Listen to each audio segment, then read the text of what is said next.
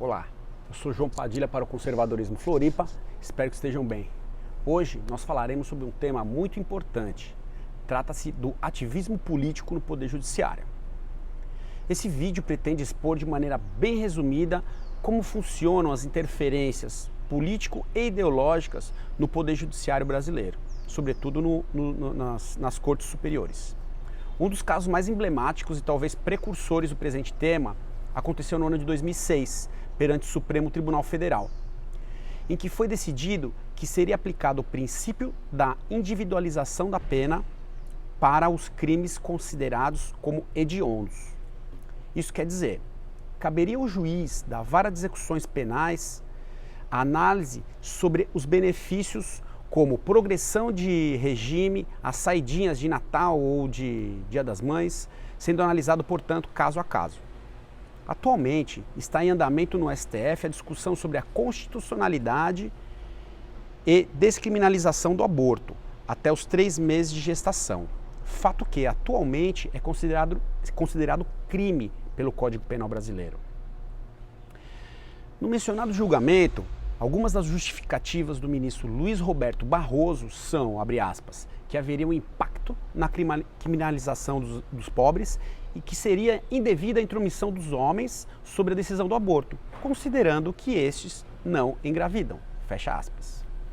Esses argumentos estão, dentre outros, como lemas da pauta progressista. Nos 2 casos mencionados, a previsão da Constituição Federal é no seguinte sentido: identificada a inconstitucionalidade da lei federal, a mesma deve voltar para o Senado Federal para que seja suspenso a lei e conforme a previsão do inciso 10º do artigo 52. Assim, a gente percebe o desrespeito da repartição dos poderes prevista por Montesquieu e absorvida pela Constituição Federal de 1988, especialmente no tocante ao Poder Judiciário, que anda legislando há muito tempo, né? Outra discussão que se identifica o ativismo político ocorreu em março de 2018, referente à mudança de nome de pessoas transexuais. Naquela ocasião foi prevista que a mudança de nome e gênero de identidade autopercebida ocorreria sem discussão judicial.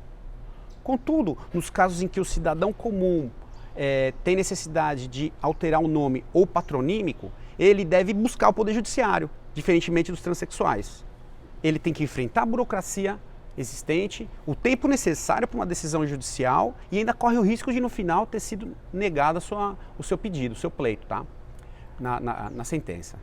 Atualmente a alteração de nomes de acordo com a identidade autopercebida foi regulamentada já pelo Conselho Nacional de Justiça, o CNJ, por meio do provimento 73 de 2018. Não muito distante da nossa atual realidade, eu menciono também a hipótese discutida no ano passado por ocasião das urnas eletrônicas. Essa lei ela foi aprovada no Congresso Nacional nas 2 casas. Na ocasião do julgamento, os ministros do Supremo Tribunal Federal entenderam que a emissão do comprovante violava o sigilo de voto. E nesse mencionado julgamento foi criado pelo ministro Celso de Mello um novo princípio jurídico, o princípio da proibição do retrocesso, logo inovando no processo, né? Há pouco tempo foi discutida na Suprema Corte a equiparação de homofobia ao crime de racismo. Lembrando que o crime de homofobia não está previsto na legislação brasileira, sobretudo no Código Penal brasileiro. No voto do ministro Celso de Mello, preste atenção, inúmeros jargões progressistas foram incluídos referente à identidade de gênero, tais como, abre aspas, direitos humanos das pessoas transgêneras, masculinidade tóxica, homofobia, fundamentalismo religioso e reacionários morais, fecha aspas. Ele ainda citou trechos do livro da feminista Simone de Beauvoir, que defendia que ninguém nasce homem ou mulher, mas se tornava homem ou mulher. Neste caso, extrai-se do direito romano a máxima: nullum crimen, nulla pena sine praevia lege. Isso quer dizer, não há pena nem crime sem previsão legal anterior que a defina. Então, se não há previsão legal, não há crime. Ao meu ver, esse é o caso mais crítico do ativismo judicial na história do Poder Judiciário brasileiro. Os operadores de direito mais críticos, como eu, e também como a juíza Ludmila Lins Grillo, que faço questão de mencionar, consideramos que o STF e o CNJ são coletivos não eleitos, assim como acontece com a ONU. Nesse aspecto são ressaltados as metas e assuntos coletivos da Agenda 2030 da ONU. Vale lembrar que foi criado pelo STF um comitê para a inserção dessa Agenda 2030 da ONU, que tem, dentre outras metas, o respeito pelos apenados, quer dizer, respeito pelos criminosos, né? Como, por exemplo, a criação da audiência de custódia, não é uma lei, é um provimento do CNJ, que hoje é feito por um juiz, mas também existia uma viabilidade, uma previsão do Pacto de São José da Costa Rica, por exemplo, que ocorresse por meio de uma autoridade competente, que seria o delegado, tá? Então a gente consegue ver a cultura do desencarceramento. É possível notar também que o controle do CNJ gere sobre a independência funcional dos juízes. Eles sofrem influência ideológica sob pena de sofrer a retaliação disciplinar. Por fim, a gente observa que estamos próximo do auge da Revolução Gramsciana.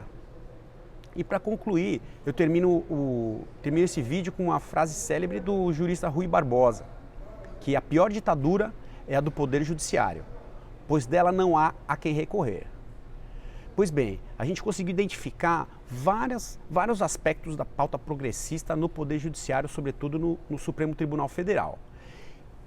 Esse aspecto é um dos principais pleitos da nossa luta, a nossa luta do conservadorismo Floripa e de vários ativistas políticos de direita, que é contra a pauta progressista, que é aborto, que é regulamentação de crime contra a LGBT, por exemplo, que é o desencarceramento, dentre outras.